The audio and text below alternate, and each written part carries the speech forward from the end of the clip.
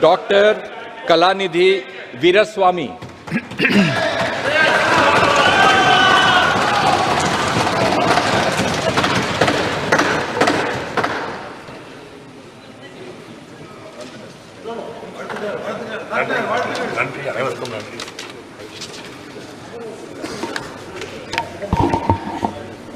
இந்திய குடியரசின் 18வது மக்கள் சபையின் உறுப்பினராக தேர்ந்தெடுக்கப்பெற்ற டாக்டர் கலாநிதி வீராசாமி என்னும் நான் சட்டபூர்வமாக நிறுவப்பட்டுள்ள இந்திய அரசமைப்பில் உண்மையான நம்பிக்கையும் பற்றுதலும் கொண்டிருப்பேன் என்றும் இந்திய நாட்டின் இறையாண்மையையும் ஒருமைப்பாட்டையும் நிலைநிறுத்துவேன் என்றும் நான் மேற்கொள்ள இருக்கும் கடமையை நேர்மையுடன் நிறைவேற்றுவேன் என்றும் உளமாற உறுதி கூறுகிறேன்.